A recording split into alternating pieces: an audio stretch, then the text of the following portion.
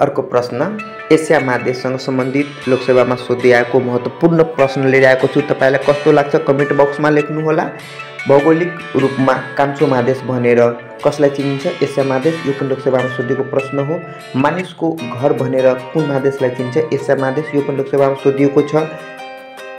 विषमताको महादेश भनेर कसलाई चिनिन्छ? एसिया महादेश। यो पनि लोकसेवामा सोधिएको प्रश्न छ। तिब्बतको पामीर पठार कुन महादेशमा पर्छ? एसिया महादेशमा। यो पनि लोकसेवामा सोधिएको प्रश्न हो।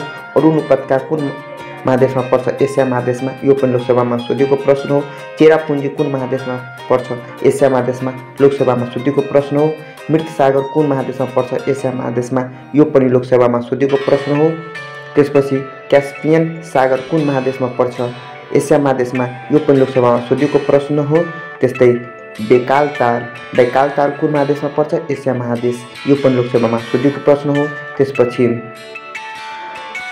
अन्धगल्छी कुन महादेशमा पर्छ? एसिया महादेशमा। यो पनि लोकसेवामा सोधिएको प्रश्न हो। र यो सबै लोकसेवामा सोधिएको प्रश्न भएकोले यो भिडियो बनाएको छु। तपाईलाई कस्तो लाग्यो प्रतिक्रिया दिनुहोला। यस्तै प्रकारको भिडियोको लागि फलो गर्नुहोला।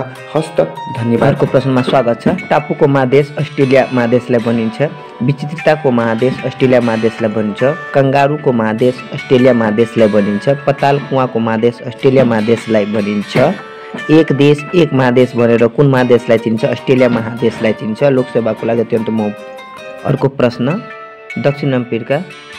दक्षिण अमेरिका पन्छीको महादेश भनेर दक्षिण अमेरिकालाई चिनिन्छ।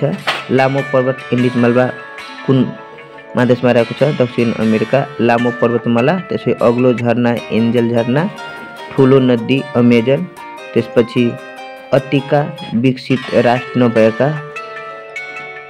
दक्षिण अमेरिका रहेको छ। अर्को प्रश्नमा स्वागत छ। प्रायद्वीपको महादेश भनेर युरोपलाई चिनिन्छ। मरुभूमि नभएको महादेश कुन हो? युरोप। विश्वको ठुलो देश कुन हो? रुस। युरोपमा पर्छ। सानो देश भ्याटिकन सिटी कुन महादेशमा पर्छ? युरोप महादेशमा। ठुलो टापु ग्रिनल्यान्ड कुन महादेशमा पर्छ? युरोपमा। अल्पस पर्वत कुन महादेशमा पर्छ? युरोपमा पर्दछ। हस्त धन्यवाद। प्रश्न अन्टार्कटिका महादेश।